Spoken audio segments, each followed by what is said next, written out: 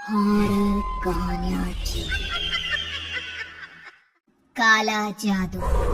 अपने बेटे रिशु के माथे से टपकते हुए पसीने को देखकर सविता की हालत खराब हो गई। ऐसा आज पहली बार नहीं हुआ जब रिशु नींद से घबरा कर जागा है। हाय मेरा बच्चा, न जाने किसकी नजर लग गई है तुझे। जब से मेरे बच्चे ने 10वीं के एग्जाम में स्कूल टॉप किया है तब से रोज बुरे बुरे सपने आने लगे हैं। हाँ माँ, मैंने आज फिर से एक काले साए को देखा। वो यही मेरी आंखों के सामने खड़ा था। माँ मुझे बचा लो माँ। वो मुझसे कह रहा था कि मुझसे बदला लेगा। माँ कहीं ये प्रशांत। चुप कर, कैसी बात कर रहा है? दोबारा उसका नाम मत लेना। तुझे पता है ना, उस प्रशांत ने आत्महत्या कर ली, तो बार बार उसका नाम मत लिया कर। मम्मी, क्या सच में प्रशांत ने आत्महत्या की थी? चुप कर, बहुत सवाल पूछता है आजकल। और फिर रात के वक्त सविता के पूरे घर में एक अजीब सा काला धुआं छाने लगा। गहरी नींद में सोई सविता की जैसे ही आंख खुली उसका दम घुटने लगा। वो दौड़कर रिशु के रूम की तरफ गई जहां उसके दरवाजे पर घूमती एक काली परछाई देख वो बुरी तरह से घबरा गई। कौन है वो? कौन है? सामने आओ। ये तुम्हारी काली करतूत।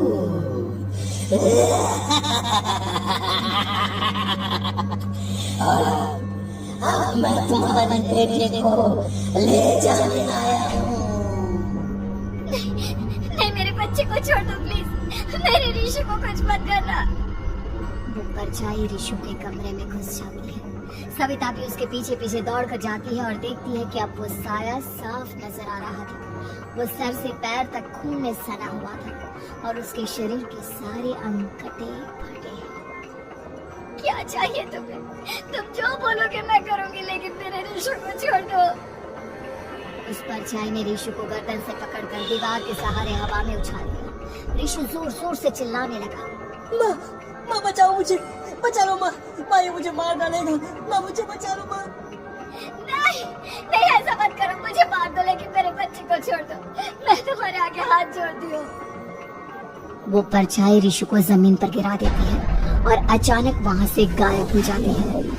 रिशु, मेरा बच्चा, तू ठीक तो है ना? कुछ बोल बेटा, क्या हुआ है तुझे? मैं ठीक हूँ माँ। क्या हुआ था यहाँ पर? कुछ नहीं बेटा, कुछ नहीं। तू परेशान मत हो। हम कल ही गांव के बाहर जो तांत्रिक महाराज रहते हैं उनके पास चलेंगे। ठीक है माँ, हम जल्द ही उनके पास चलेंगे।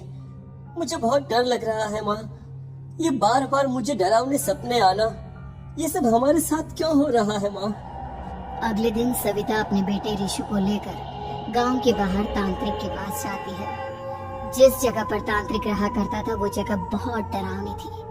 चारों तरफ कंकाल और खूब भूतियां नजर आ रही थी।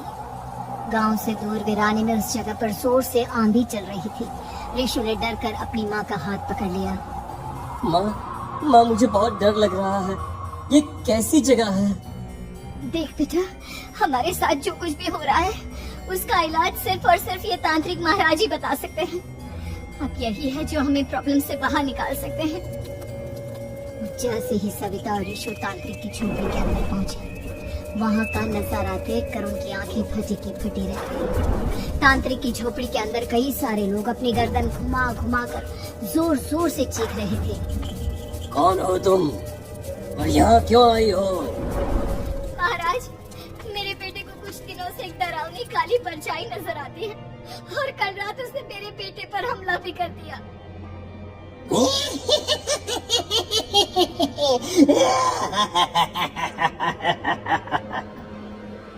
मम्मी हमें यहाँ से चलना चाहिए। ये जगह मुझे ठीक नहीं लगती। नहीं बेटा, ऐसा नहीं कहते। रुक जाओ, 2 मिनट के लिए रुक जाओ। क्या कहा? काली परछाई? तुम्हारे बेटे पर किसी काली परछाई ने हमला किया?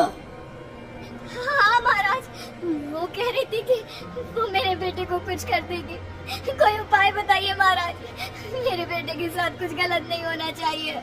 तुमने किसी दूसरे के साथ गलत किया है तो तुम्हारे साथ भी गलत होकर ही रहेगा।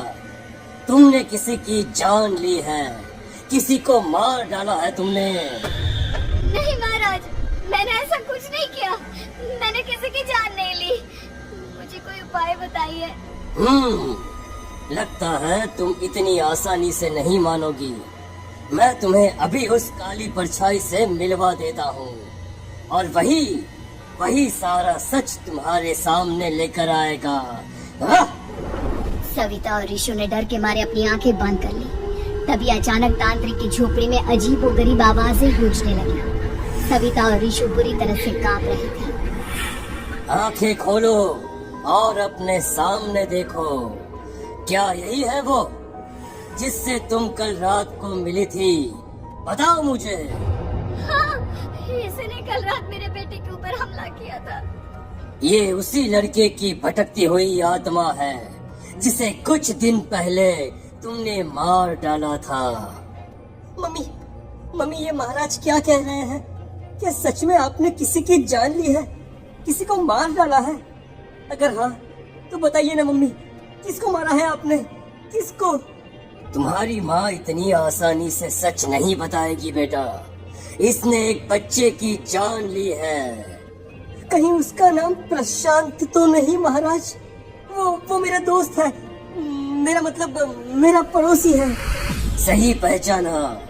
देखा सविता, तुम्हारा खुद का बेटा भी जानता है कि तुमने किसी के प्राणों की बलि चढ़ा दी और इसीलिए अब उसकी बुरी आत्मा तुम्हारे घर में भटकती है। मुझे माफ कर दीजिए महाराज, मुझसे बहुत बड़ी गलती हो गई। प्रशांत हमारे पड़ोसी का बेटा था। हर बार उसके नंबर मेरे बेटे से ज्यादा आते थे और इसलिए मैंने उसके कमरे के बाहर काला जादू किया था, पर मुझे नहीं पता था कि वो मर जाएगा। तुम्हारे उसी काले जादू वाली गुड़िया के अंदर एक बुरी आत्मा थी जिसने उस बच्चे के दिमाग पर बुरा असर कर दिया और उसी की वजह से उस लड़के ने अपनी बालकनी से कूदकर आत्महत्या कर ली। इसकी वजह सिर्फ और सिर्फ तुम हो, तुम। नहीं महाराज, जो कुछ भी हुआ मुझे नहीं पता था कि प्रशांत अपनी जान दे देगा। प्रशांत की आत्मा इस वक्त तुम्हारे सामने खड़ी है, हमसे बात करना चाहती है। बोलो क्या कहना चाहते हो? मैं जीना चाहता था, बड़ा होकर कुछ बनना चाहता था। आपके बेटे से मुझे कोई परेशानी नहीं थी। अरे वो तो मेरा अच्छा दोस्त था। मुझे माफ कर दो बेटा, मुझसे बहुत बड़ी गलती हो गई, मुझे माफ कर दो। माफ करने से मुझे वापस जिंदगी नहीं मिल जाएगी। मेरे माँ बाप आज भी मेरे लिए रोते हैं। आपने मेरे साथ बहुत गलत किया है, बहुत गलत। और तभी अचानक प्रशांत की आत्मा वहाँ से गायब हो जाती है। सविता जोर जोर से रोने लगती है। सुन लिया तुमने? ये तुम्हारे अपने ही किए हुए पाप हैं जो इस तरह से तुम्हारे सामने आ रहे हैं। माँ, ये आपने अच्छा नहीं किया। सिर्फ 10th बोर्ड के एग्जाम में मैं टॉप कर पाऊं, इसीलिए आपने मेरे दोस्त के ऊपर काला जादू कर दिया। नहीं मम्मी नहीं, अब हम कभी खुश नहीं रह पाएंगे, कभी नहीं। मेरे दोस्त की आत्मा को कभी शांति नहीं मिलेगी मम्मी, कभी नहीं।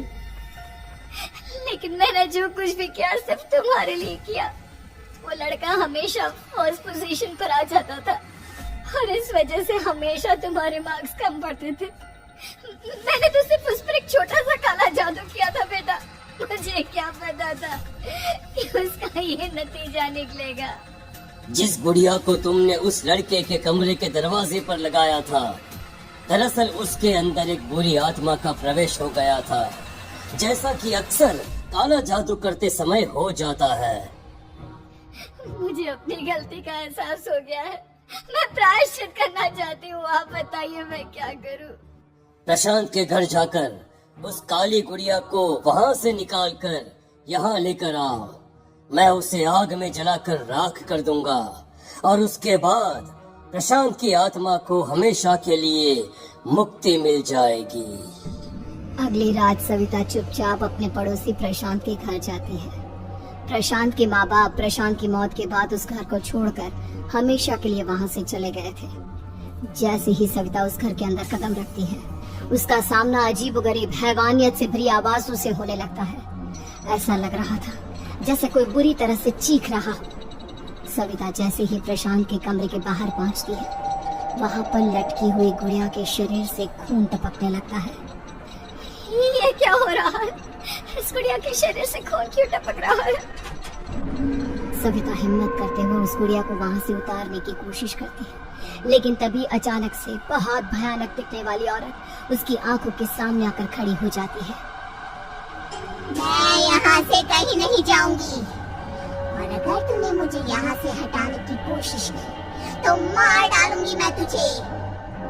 नहीं नहीं, मुझे तुम्हें यहाँ से ले जाना ही होगा, नहीं तो मेरा बेटा, उसकी जान को खतरा है। मैं तुम्हें नहीं छोड़ सकती। अगर तुम्हारे अंदर हिम्मत है तो मुझे इस घर से बाहर ले जाकर दिखाओ। और ऐसा कहकर वो औरत सविता के ऊपर हमला कर देती है और उसे हवा में उछाल उछाल कर जमीन पर पटकती है। लेकिन तभी अचानक मौका देखकर सविता अपने हाथ में ली हुई सुई उसके हाथ में चुभो देती है। हाथ में सुई लगते ही वो औरत जमीन पर तड़पने लगती है। ये क्या किया तूने? ये क्या कर दिया? तुझे ऐसा नहीं करना चाहिए था। तांत्रिक ने मुझे कहा था कि तुझसे जीतने का सिर्फ यही एक तरीका है जिससे मैं अपने पापों का प्रायश्चित कर सकती हूँ और अपने बेटे की जान बचा सकती हूँ। और उसके बाद वो डरावनी दिखने वाली औरत एक छोटी सी जादुई गुड़िया में तब्दील हो गई और सविता ने उसे ले जाकर तांत्रिक को दे दिया। तांत्रिक ने जादुई गुड़िया को आग के हवाले कर दिया